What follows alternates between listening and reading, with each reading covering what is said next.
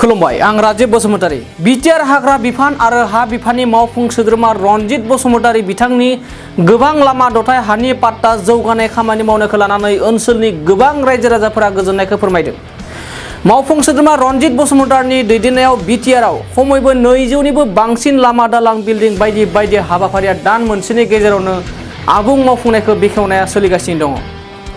दिनैनि समाव इउपिपिएल सरकारा जायखिजाया बियाबावनो लामा दालां न' बिल्डिं हानि पाट्टा हाबाफारिनि आबुं खामानि एबा मावखांनायनि उनाव बायदि बायदि बेखेवनाया सानसेबो थाद'आलासे सोलिगासिनो दङ। बिटिआरआव रोजा रोजा लामानि बेखेवनाय, रोजा रोजा हानि पाट्टा राननाय आरो गोबां गं दालां बेखेवनाया सोलिगासिनो दं।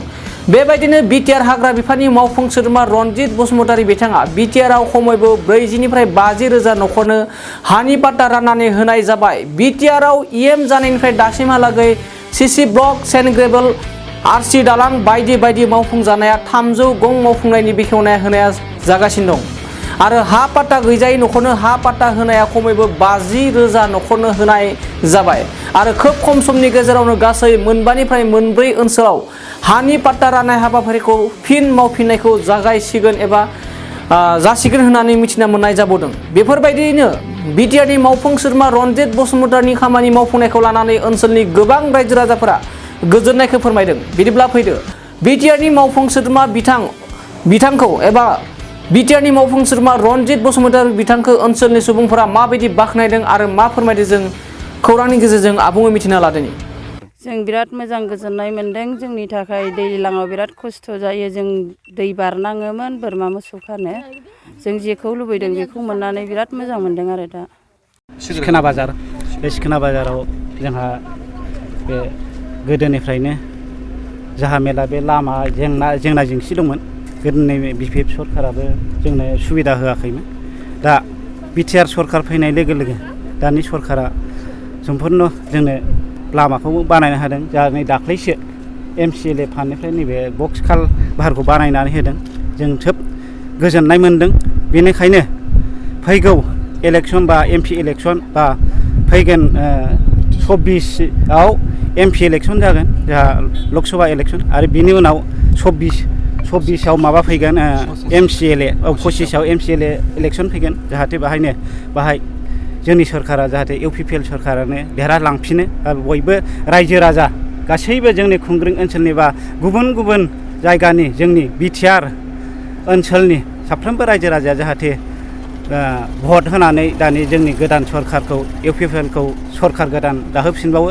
जाहाथे उननि बेलायाव साबसिननिफ्राय साबसिन मावनानै होलांनो हायो। जाहाथे सिगांनि बिपिएफ सरकार बादि बिथांमोनहा बेबादि दाजाथों आरो बेबादि दामावथों, साबसिननिफ्राय साबसिन जाहाथे मावलांथों। जाहाथे रायजो राजाया साफ्रोमबो मोजां मावोबा बिटिआर सरकार बा सारा आसामनि बर' फिसाफ्रानो गासिबो मोजां मोनजोबगोन। आरो हा हुनि बाथ्रा दं। दा हा हुखौबो जोंहा बिटिआर गभर्नमेन्टआनो दा थाबायनानै जेनै रायलायनानै सेन्ट्रेल गभर्नमेन्टजों रायलायनानै दा हानि सरकार सलायनाय इउपिपिएल सरकारनि दैदेननायावहाय जोंनि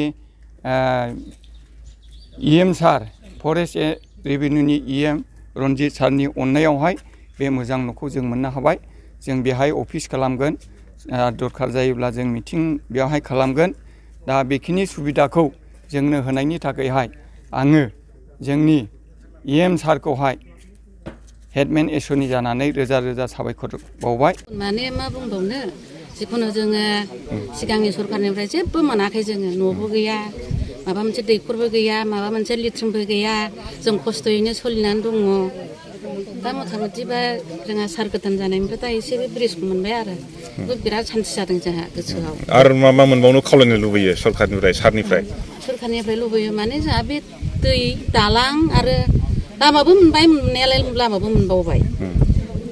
ओमफ्राय दा लेट्रिनबो गैखाया। এতিয়া অলপ সুবিধা হ'ল, তথাপিও বানপানী বহুত হ'লে ইমান সুবিধা নহয়। বৰ্তমান এনেকুৱাই বানপানীটো হৈ থাকে। বৰ্তমান বানপানীটো মানুহক এনেকুৱা কষ্ট কৰে, কিন্তু এই কষ্টটো এতিয়া বৰ্তমান এই কষ্ট माने जों जेब्लानाखि बे जायगायाव गैयामोन बे समनिफ्रायनो बे लामायाथ' खुनु माबा दिनैसिमाव डेभेलप गैयामोन आरो गोदोनि जि पाब्लिक लामा बेबायदि अबस्थायाव दंमोन बियो दिनैसिमाव। खिन्थु एबारनियाव दानि सरखार फैनाय लोगो लोगोनो बे बुस्थुआ एसे मावजानाय जाबाय आरो सिगांनि सरखार नायसनाखैमोन नामा? सिगांनि सरखाराव माने नैबे बायहां एसे सिगाङाव बेखौ बिसिनिफ्रायनो होदोंमोन नामाथाय एसे मावग्रोज्रांदों मावनाया ओमफ्राय नै दा बिटिआर फैनाय लोगो लोगो फुरा जाबाय जाजोबाखै गारि साइकेलफोर थांलाय फैलायनि सुबिदा गैयामोन बेयो हाब्रु जायोमोन। नोंथांमोना बेबायदि सुबिदा होबाय सारनि सायावथ' दा जोंनियाव बेफोरबायदि मोजां सुबिदा होनाय हिसाबै थोजासे माने जोङो साबायखर होनो लुबैयो रोजा रोजा साबायखर होनाय थाबाय आरो बिनि सायाव। जोंना जेन'बा बिराद खस्थ'नि गेजेरजों भुगिनांनाय आरो माने जों दा खस्थ'नि गेजेरजों बारग'नायखाय जोंहा सारनि सायाव रोजा रोजा बिराद गिदिर साबायखर थाबाय आरो जों बे लामाखौ मोननाय हिसाबै हाब्रु माने गारि मथर खारजाया बेमारि जेन'बा गारि मथर सोनो मोननायाव जोंहा खस्थ'मोन दा बेनोसै आरो माने मोजां मोननाय हिसाबै। माबे लामासिम खारहैयो बे लामाया बालाजाहार बेरेंसिगुरि मोनसेल' गादेरा आरो गादेरजोबो गामि दरथाम दरब्रै।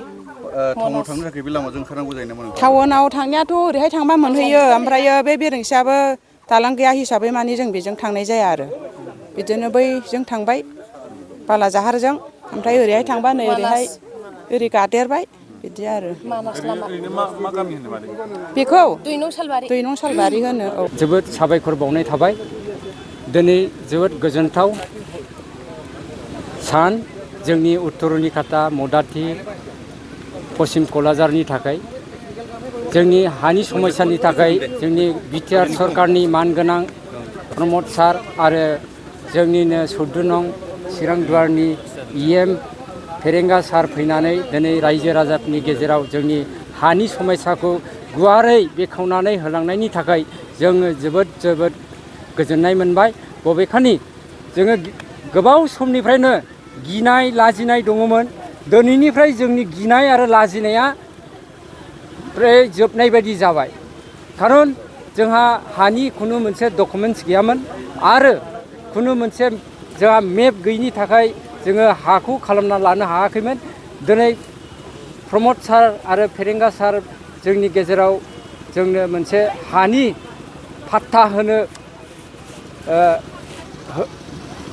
होगोन होननानै बुंनायखौ जोङो रायजो राजा जोंनि गासैबो रायजो राजाफ्रा गोजोननायखौ मोनबाय।